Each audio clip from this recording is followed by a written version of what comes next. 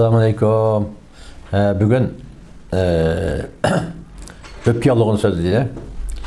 İlgirki öpke hava nefesli sistemisinden işlediki bir müç kesinlikle sözlegen bulduk. Bugün öpke yalığı.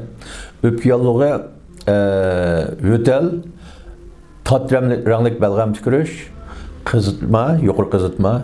Ondan keyin kökrek ağrış, öpke sahası da öpke sahasıdan nima anlanış?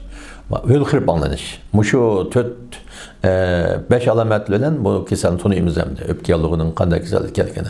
Bunun için en mühimi şu datrenglik belgam çıkırış bilen kızıtma. Çünkü bu keselde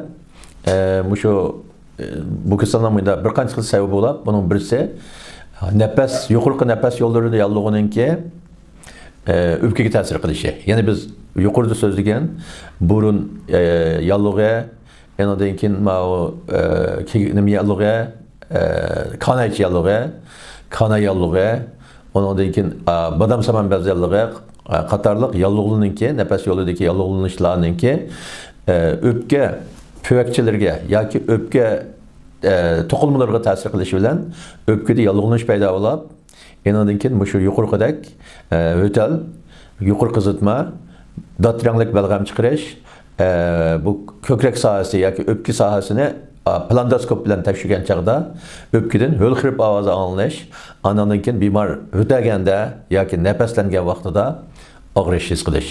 Shu alomat bilan o'tadigan kasallik.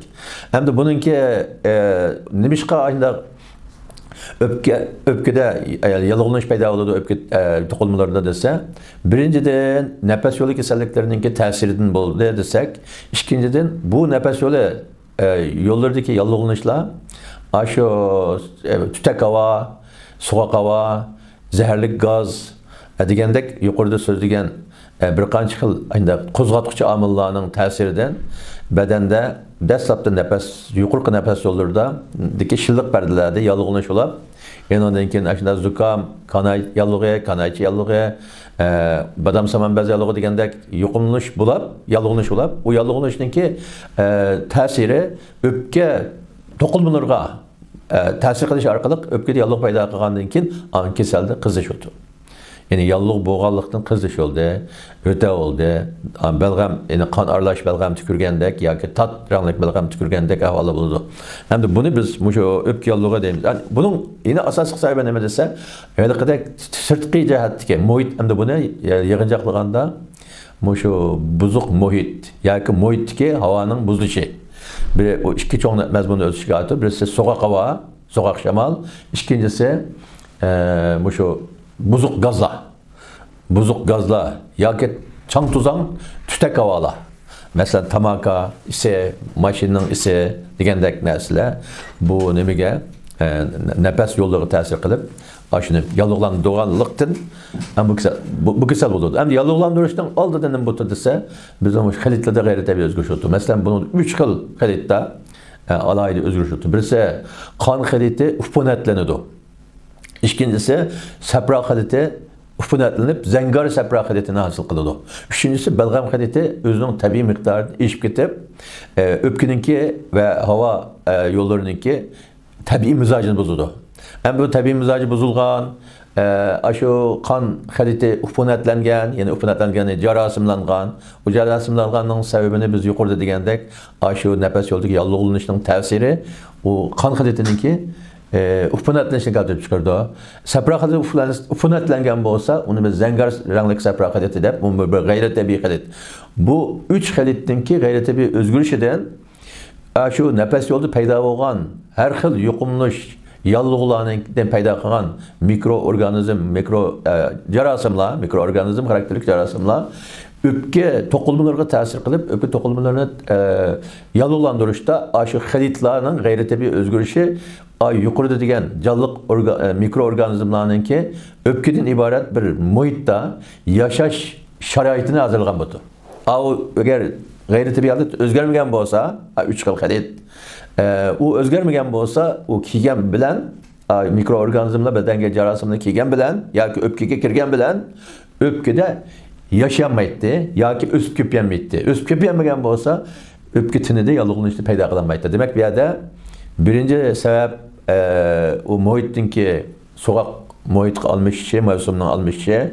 İkinci tütek buzuk, yani çan tuzanlar, zehirlik gazlar boğan bilen, yine beden işledim o, aşina xilitlen gayri bir özgürlüşü bulup, o tütek havadın payda olan mikroorganizmlarning badanda yashashiga sharoit hazırlab berdi. Anadagi o sharoitda u o'sib ko'payib, yerlik o'rinda yalloq paydo qilgandan keyin badanda qizish, anadagi o yerlik o'rindagi g'idiqni yo'q qilishga tirishish uchun o'tal chiqdi. Anadan keyin o balg'ammo shu yalloqlanishdan, shalvarashdan, yerdagi suyuqlikning eshishidan balg'am chiqdi. U yerdagi qon tomirida yerilgan bo'lsa, yani degan datranlik balg'am, ya'ni qon aralash balg'am chiqadi degan demakchimda.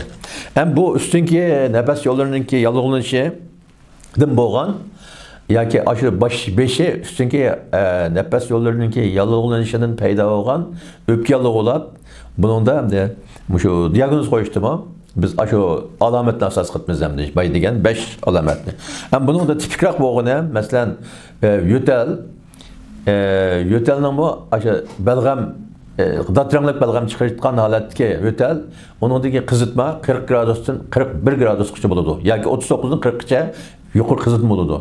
Ammo bu nayt asallam uzoq davomlashmay, bir kun 2 kunda ham o'pkaga yalliq paydo bo'ldi. Dastlabda nafas yo'lida yalliq bo'ldi. O'pkaga yalliq paydo bo'lganda dastlab qiziydi, keyin yana esliga kelib qoldi. U qizitma tushadi, o'zicha tushadi, dori qimzoqmi tushadi. Ammo datranlik balg'am tükürüş, ko'krakni anglaganda, endoskopda shu hülqirib anlanish.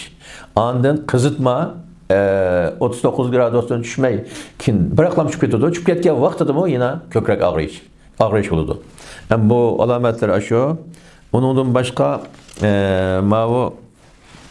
burun chanoqlari nafaslanganda bunda lipildayotgan onimcha, lipildash, burun chanoqlarida lipildash, qizirish, ba'zi mag'zi qizirib qolish, ba'zi vaqtlarda o'sha asti xarakterlik ichki biqin og'rish, nafaslanganda ichki biqinda bir az sanjiq paydo bo'lish, rentgenda tekshirgan chaqda shu o'pka yallig'ini org'il o'tadi. O'ng o'pka, sol o'pka, o'ng o'pkaning usti, o'ng o'pkaning asti yoki ichki o'pkaning o'ttirisi aşağıda yallig'langanlikni aniq ko'riladi. Shuni ma'lum nima tilda cho'ng bo'laklik o'pka yallig'i, asti bo'laklik o'pka yallig'i, o'ttir bo'laklik o'pka yallig'i deb shu bo'lakka bo'lab turib, o'pkaningki asti anatomiyasida bir qanoti o'pkaning bir qanoti 3 bo'lakka, yana bir qanoti 2 bo'lakka bo'lingan bo'ladi. Shu bo'laklar bo'yicha yallig'lanadi.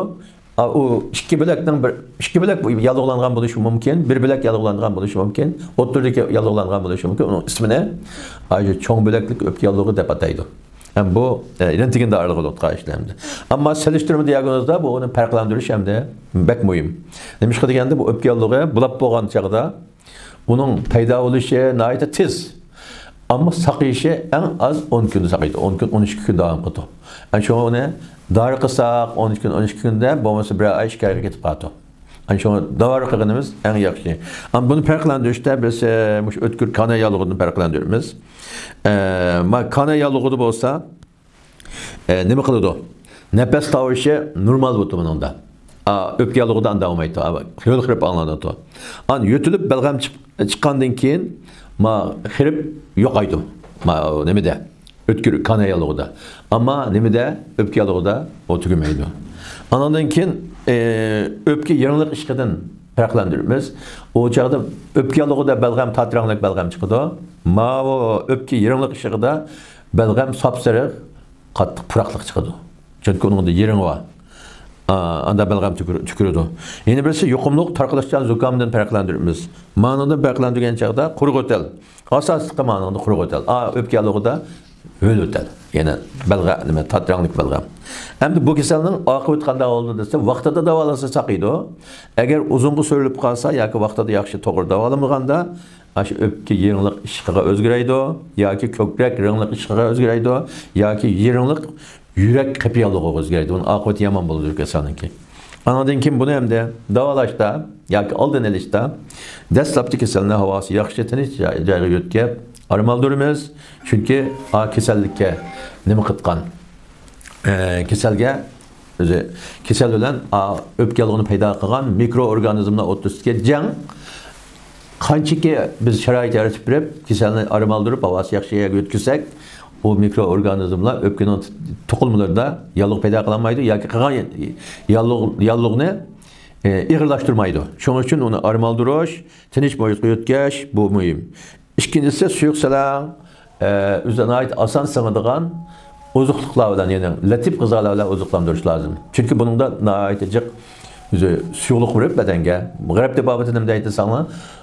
Qaynoq so'njaq iching deydi. Biz qaynoq so'njaq iching deymiz. Biz bunga suyuq salang tamoqlarni sayko'ktatni jiq silib, eningdan keyin go'shtni silib, onunğa samsaq, so'ng piyoz, zanjibil, xam zanjibil silib, ya uyg'ur osh yoki kesgan cho'p yoki bo'lmaydi guruch silib, shiri guruch etib bersak, buning badanga ko'plab suyuqlik to'ldirgandan keyin bu yerdagi qon ayirish yaxshi bo'lib, badanning kasalga qarshi turish kuchi oshadi.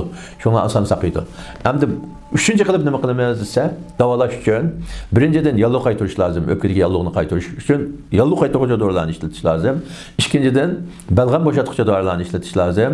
Uchinchidan havoni, nafas yo'lini rivojlantiruvchi dorilarni ishlatish lozim. U vaqtida og'riq basitamda. Uni qilsak, ko'krak og'rish degan gapdan qutulamiz. Shuning uchun uning uchun biz yalliq qaytaruvchi uchun bizning abay degandek benim mücaze soğuktan buldum, ısıktan buldum o. Ya ki kan xididinin ufunetlenişinden boğan bolsa, biz ufunetini yok etkiçe, kanın ufunetlenişini pes etkiçe doğruluğunu veririz. Çünkü onunla bizmiş binefşi şerbeti, nilüfer şerbeti, loğu seypistan degen doğrular, biz yukarıda degendek nefes kaytıralaydı, nefesini ravalaştıralaydı, belgen boştudu, nefes yolunu kenaydı. Kandan boğanğa.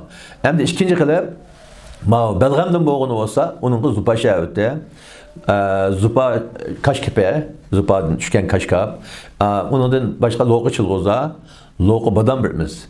Eğer yeni birisi nezillik zukam değildi, o nezillik zukam, sepra hadetinin ki ötkürlükünden boğan buludu. Onunla, nilüfer şerbeti abaytike loğu sebistan, kan hadetine belgen doğruluğunu yine tekrar bersek buludu. Çünkü bunu arıp davalığında, nait asallam, yallık kaytıp, öpki yallığı yakşınıp kaldı. Anda olsa bugünkü leksiyem işe yakıcı olsun. Daha nümüsüne devamını kendi leksiyerden anlatılı.